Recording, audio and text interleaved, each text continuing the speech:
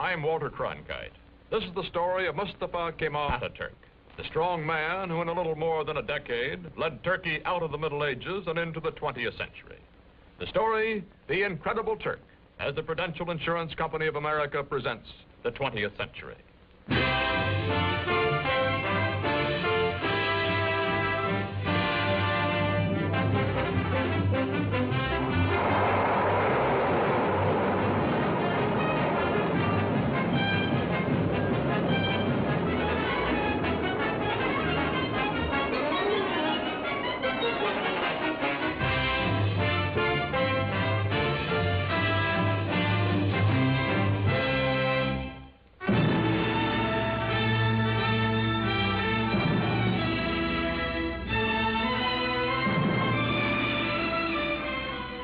In the Middle East today, chaotic, vulnerable to Soviet expansion, Turkey, modern, powerful, and a rarity in this area, pro-Western, is prepared to defend herself against any aggressor. This is the border between Russia and Turkey, guarded day and night. The red sentry does not know he is being photographed from across this border.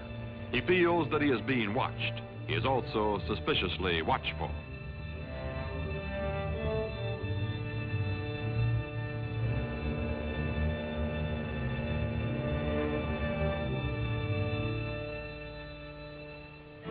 Today, Turkish cavalry defends the broken, desolate terrain at the edge of Asia Minor.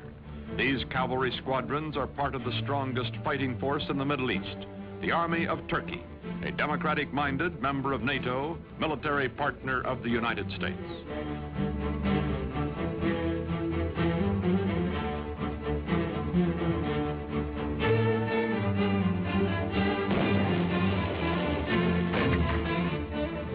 Modern Turkey, strong and stable, was created out of a dying Oriental despotism by one man, unique in history, Mustafa Kemal, called Atatürk, father of the Turks.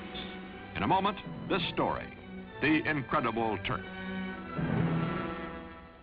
By 1900, the Ottoman Empire, land of many races and religions, has lost her ancient tolerances and her world position, is reduced from medieval splendor to medieval squalor. Ruled by inept autocrats, ruined by foreign wars and exploited by foreigners, the people are sunk in poverty, lost in lethargy, mostly illiterate. The Turkish Empire continues to exist only because the European nations cannot agree among themselves to dismember her.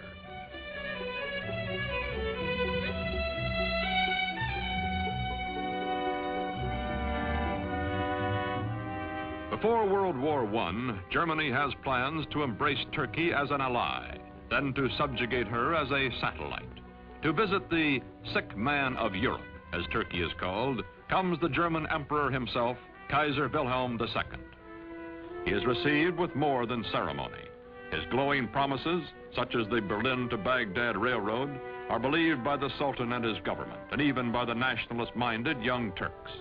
When war comes, Turkey will waver between her old friend Britain, allied with her hereditary enemy Russia, and her new friend Germany. On October 29, 1914, Turkey takes into war, on the Kaiser's side, her obsolescent army.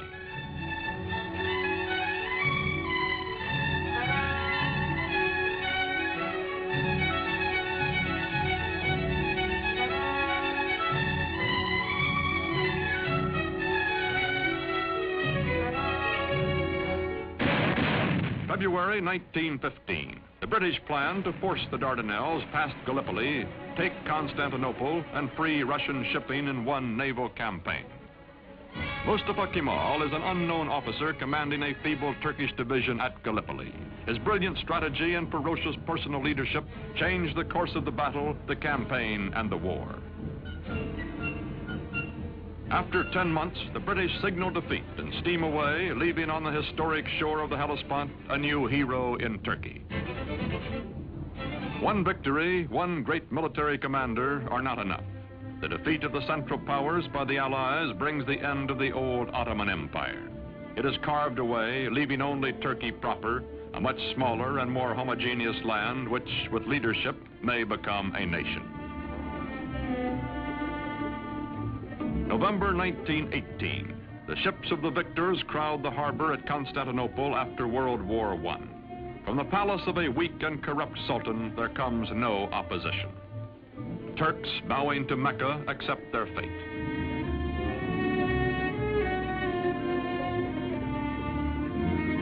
From France and from Great Britain, occupation troops disembark to take over the ancient capital.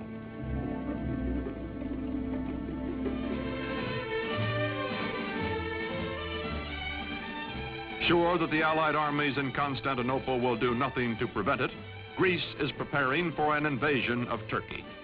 On May 15, 1919, the Greeks land their troops.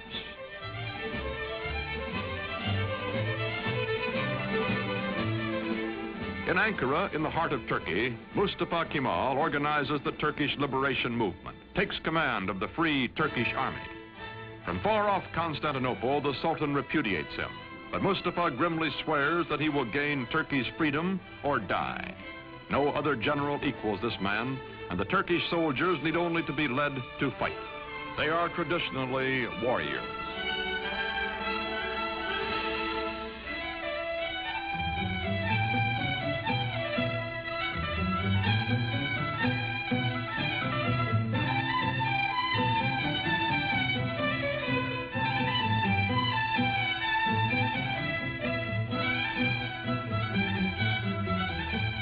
Quickly, Mustafa Kemal gathers the forces of an occupied Turkey under his almost unchallenged domination.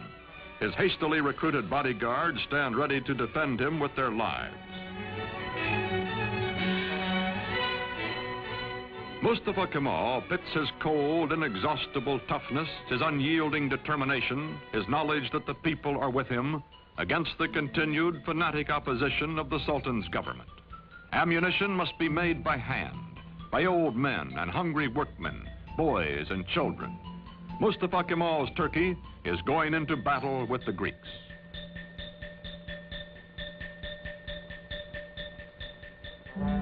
The war with the Greeks lasts 3 years, from 1919 to 1922. The Turkish people know it is a war of extermination, atrocious, no quarter given or asked. Heroically led, the Turks advance against the invaders. The women leave their endangered homes to carry shells to the army.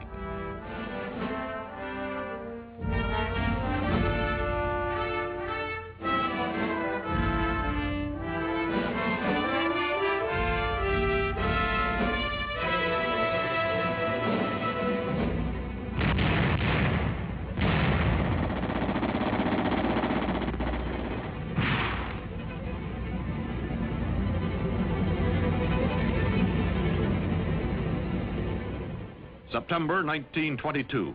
The Greeks are driven back to the Aegean Sea. Offshore, Allied rescue ships stand by. Into the seaport of Smyrna, called Izmir by the Turks, pour thousands of Greeks, joined by sympathetic Christian minorities, fleeing before the armies of the man whom the British call the most terrible of all the terrible Turks.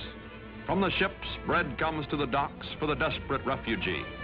Bread so that they may live another day.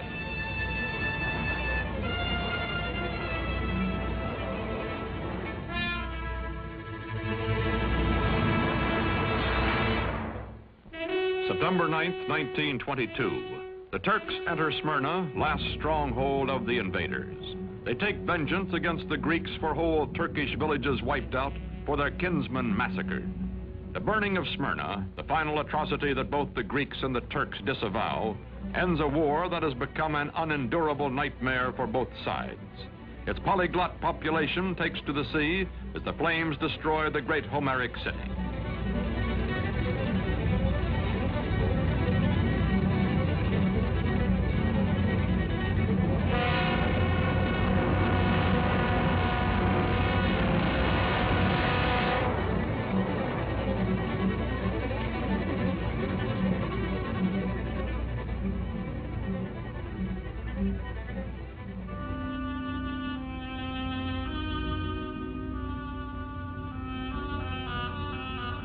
Star and crescent fly over liberated Turkey.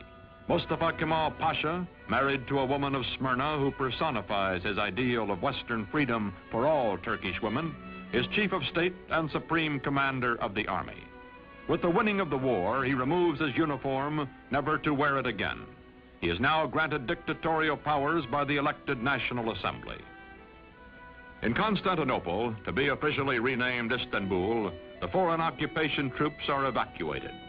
In the fall of 1922, Sultan Mohammed VI, whose family has reigned for 7 centuries, fears for his life and goes into exile as crowds cheer his going. Mustafa Kemal's victorious army enters Istanbul.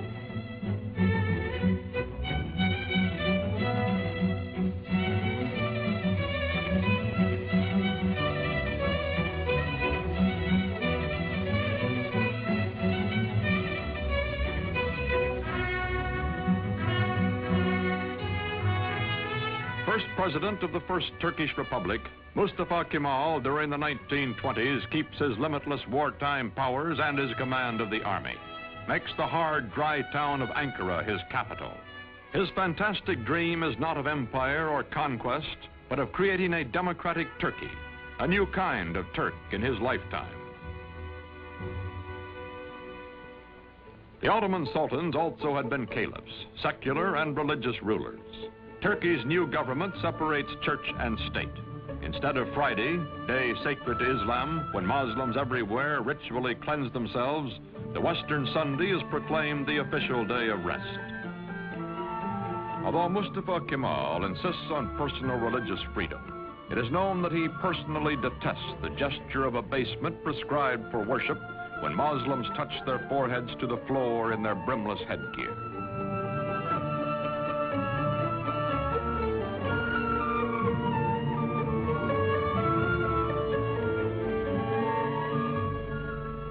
To Kemal, this headgear, the fez, symbolizes Turkey's Oriental fatalism and ignorance. He will abolish it.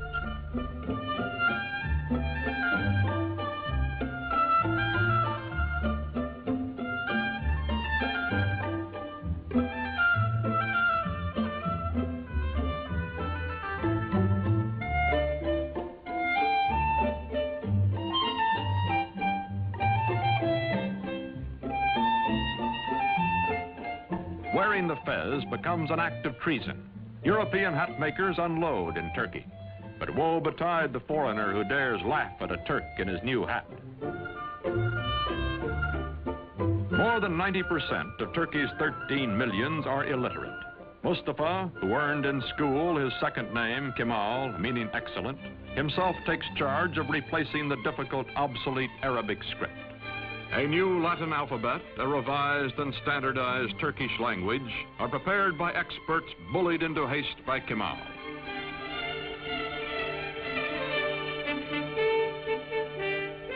To make a modern nation capable of government by the people, all Turkey must be sent to school.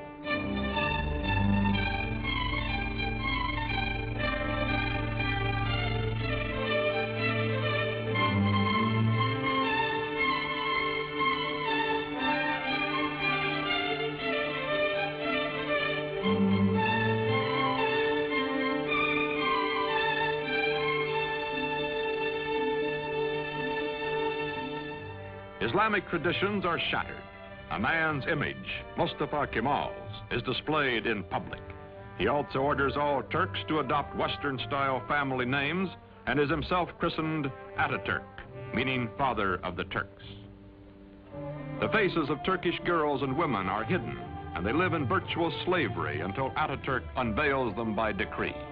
Now divorced from his wife, he takes pleasure in the company of emancipated women and insists that all Turkish women adopt Western clothes, gives them equal rights under the law after abolishing polygamy, and opens to women all the trades and all the professions.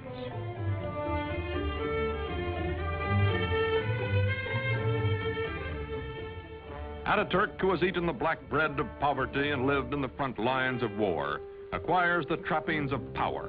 His proud, fiercely disciplined bearing, which annoyed his superior officers years before, does not change now that he acknowledges no superiors. The men around him treat him as emperors and primitive chieftains and modern dictators are treated. Flatter and yes him, seek the smallest of privileges, such as lighting his cigarette.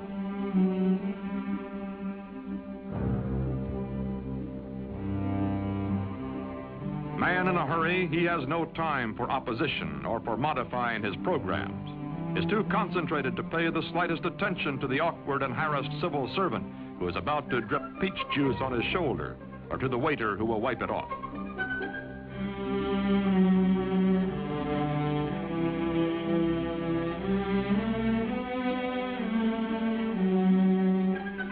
Although gossip is rife of his spare time affairs with women, of private drunken orgies by which Ataturk relieves long periods of relentless labor, this monarch in mufti never loses his public dignity, even at play. He is adored, also respected, also hated and feared and ruthless in dealing with those who oppose him. Now he goes into the countryside, to remote villages, to archaic farms, to rouse the lethargic and primitive peasants. His credo, Turk, be proud, work, be confident.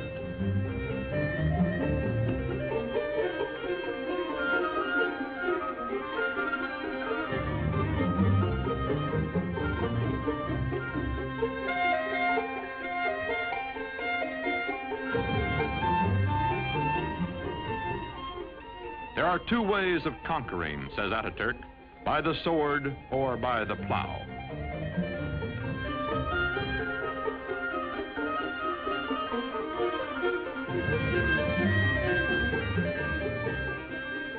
To show his phlegmatic peasants what he wants, he buys land, demonstrates the advantages of tractors. Ataturk, son of a civil servant, military careerist, now all-powerful dictator, becomes a model Sunday farmer.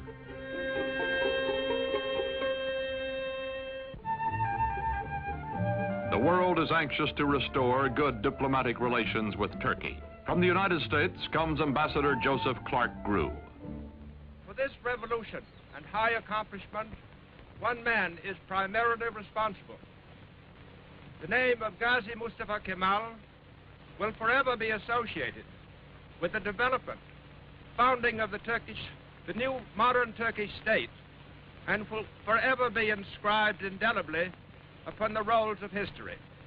Türk milleti taben demokrattır. The Turkish nation is democratic by nature.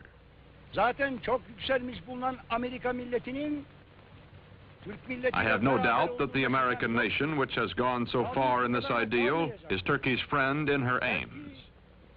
Bütün beşeriyeti birbirini sevmeye. This will not be all. Perhaps it can lead to a world of love, with all old prejudices erased, with all nations coexisting in peace and prosperity. When the Great World Depression of the 1930s slows down economic reconstruction in the country, Turkish people by the thousands wait for Ataturk to bring him their troubles and their problems. To the man in the street, Ataturk is his personal boss and his personal friend, willing to listen, wanting to help.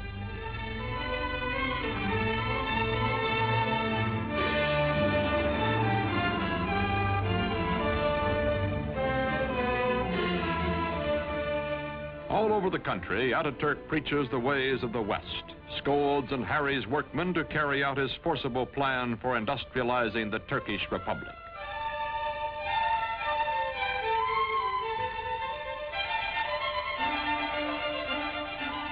Turkey begins to move into the 20th century, builds dams, mills, factories. The tempo is fantastic. Industrial production under Ataturk increases tenfold. Still, there are growing pains, a poorly designed and poorly run heavy industry operating at a loss, profitable light industry deliberately run at an excessive profit to cover the deficit. Turkey's textile mills being a notable example.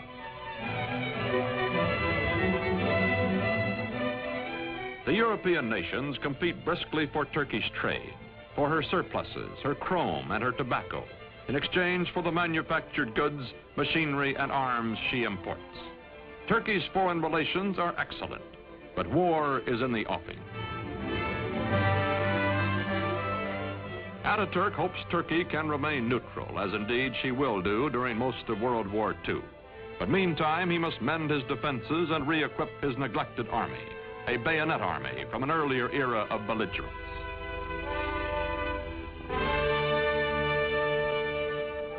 Turkey's dictator has said, Hitler will lead a dynamic nation to destruction by whipping its passions, and Mussolini will play Caesar. Time is proving him right.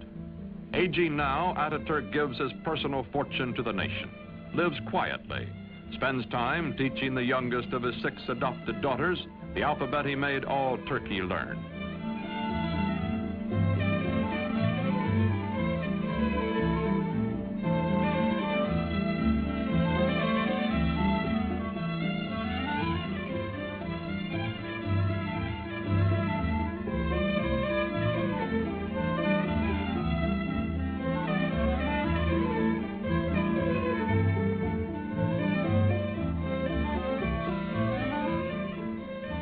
Watching his young nation, Father Ataturk believes in her democratic future and has preserved for her under his autocratic rule the Republican Constitution and the secret ballot which will elect his successors. His severest Western critic grudgingly admits Ataturk is dictator so that Turkey may never again have a dictator. The Shah of Iran is among the neighboring rulers who come to admire Ataturk's prospering progressive nation. The Emir of Transjordan comes. The Arab world is impressed by Turkey, but later when nationalism develops throughout Islam, none of its leaders will have Ataturk's genius or his convictions.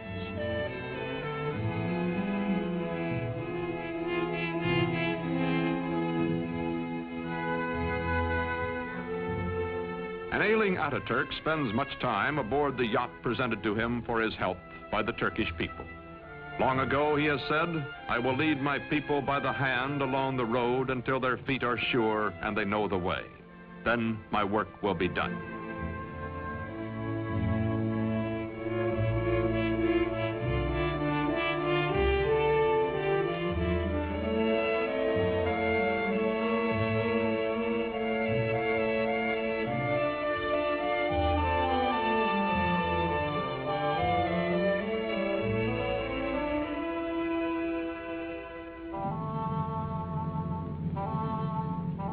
On November 10th, 1938, Ataturk dies at the age of 58.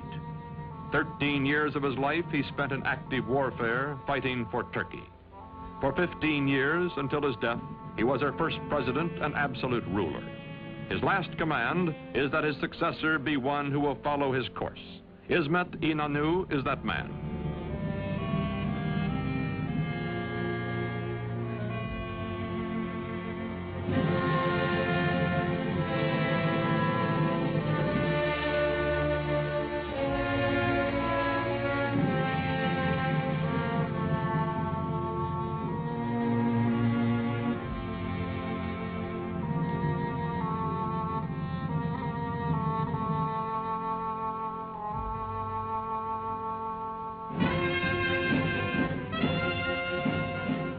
Today, this mausoleum is a shrine for his people, who well and truly mourned for Ataturk. Marching past in fighting trim, the soldiers of Turkey are the sons of the ragged forces who followed him to fight for Turkish independence 40 years ago.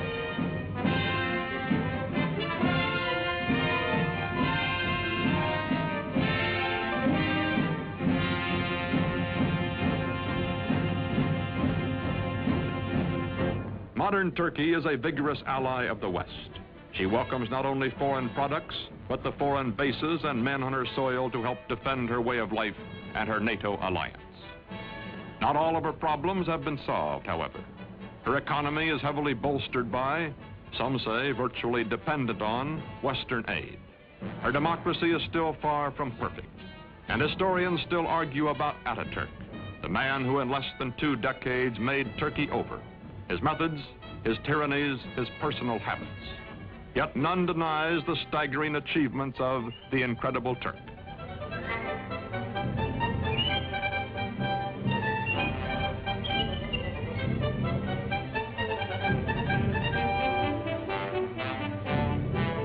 These, our allies, guarding the gates to the east, are the inheritors, the children of Mustafa Kemal Ataturk.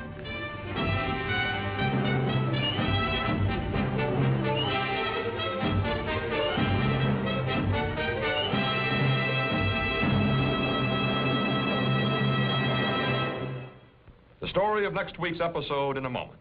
And now a message from your host, the Prudential Insurance Company of America.